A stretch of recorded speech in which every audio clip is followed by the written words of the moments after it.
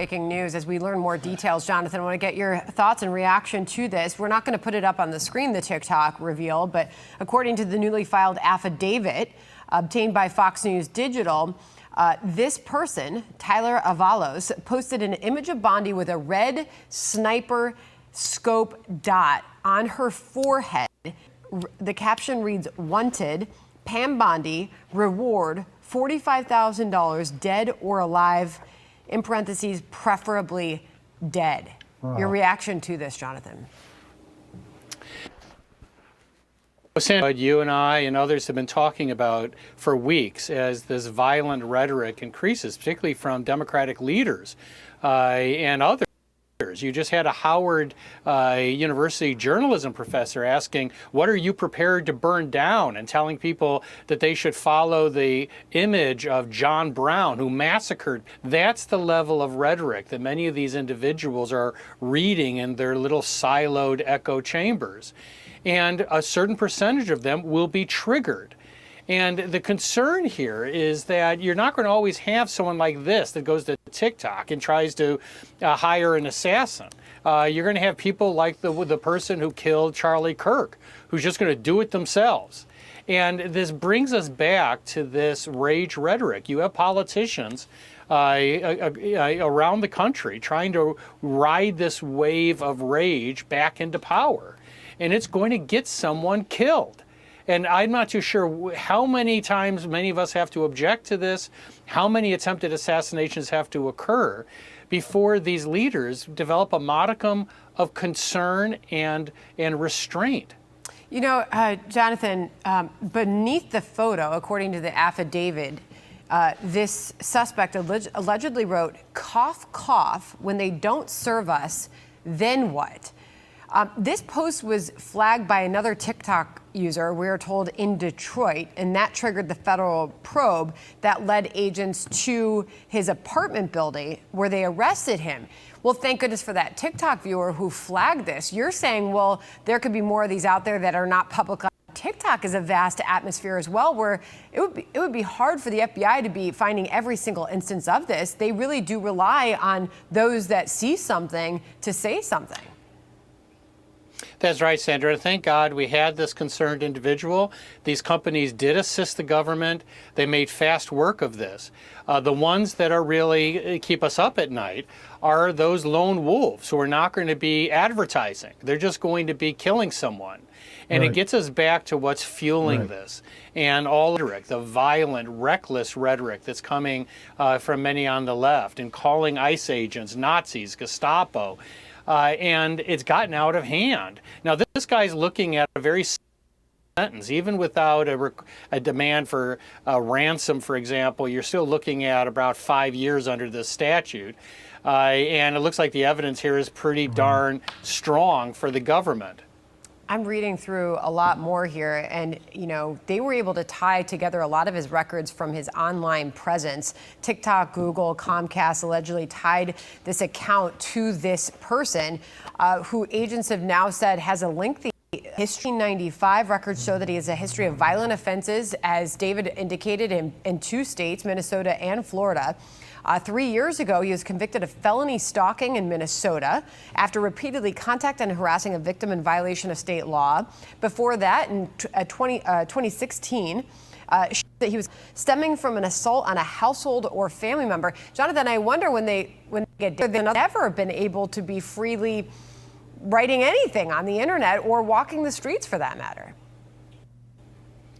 Right. The thing that worries law enforcement the most are people like this. This is not ideation or some fantasy given his record. This is someone who's already or threats according to these charges. Those are the individuals who are most likely to take actual steps, not just trolling, but actually follow through with something like this. And we see a lot of this coming from the anarchist population, a lot of Antifa people. These are people who have already, pledged that they want to bring down the government and bring down all government in a sort of an anarchy philosophy. I mean, just reading through the more of the details here, as we just learned of this in the last hour or so, the agents, through some obviously very good work, were able to trace The online alias for this person through a Google linked Samsung device, IP logs and subscriber data, ultimately locating him and confirming his name on his apartment mailbox, which eventually led to his arrest. They found anarchist symbols. They found on his profile, he brandished a link to an anti-anarchist FAQ book, all according to the court filings. Quick final thought from you, Jonathan, before we go. Well, I think that we have to, first of all, praise those who have found this individual, but we all have to come together, Democrats and Republicans, and tell many of these politicians who are radicalizing more and more individuals, fueling this rage, that it's got to stop, that we can be divided, we can disagree, but there's got to be some limit. And they have to realize there's a percentage of people out there like this one who are waiting for the license to take this into their own hands, to commit acts of the most heinous quality. The rhetoric has got to stop.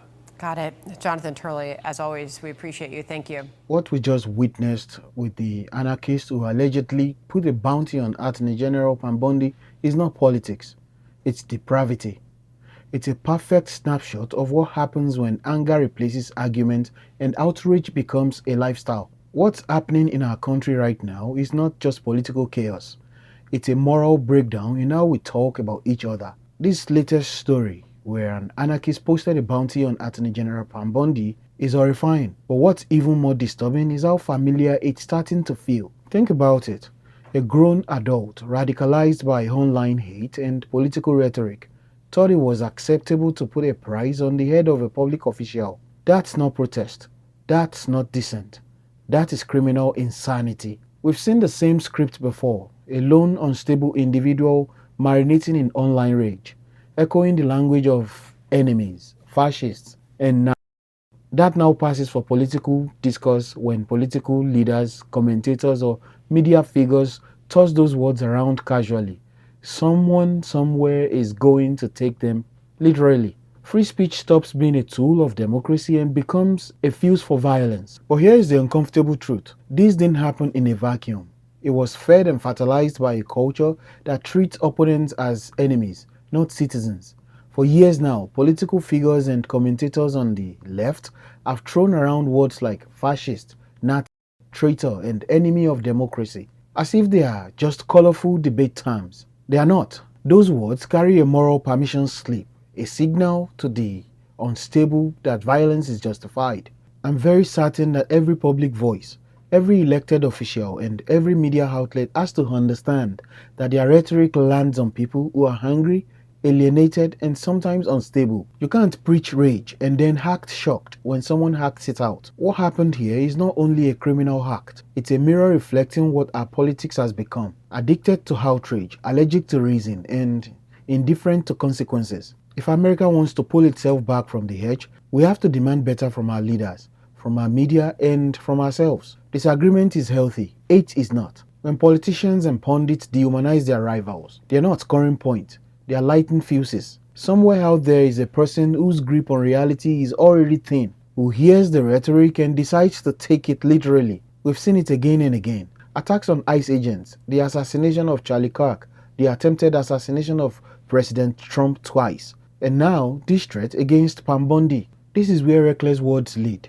When people are told that half the country is evil or irredeemable, a few of them start believing that eliminating evil is heroic. That's not politics. That's the language of cults and extremism. The tragedy is that this could have been prevented if moral clarity had been shown earlier. Real leadership means saying no to violence, not winking at it when it targets your rivals. It means calling out dehumanizing rhetoric even when it comes from your own side. Because freedom doesn't survive when citizens start hunting each other in the name of justice. Violence against public servants, police officers, journalists, or ordinary citizens is not activism, it's terrorism.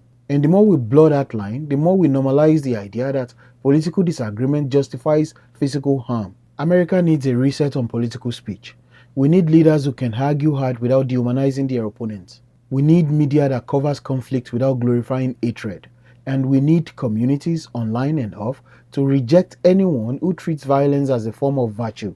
Because if we keep going down this road, every tragedy like this one won't just be another headline. It will be another warning we failed to heed.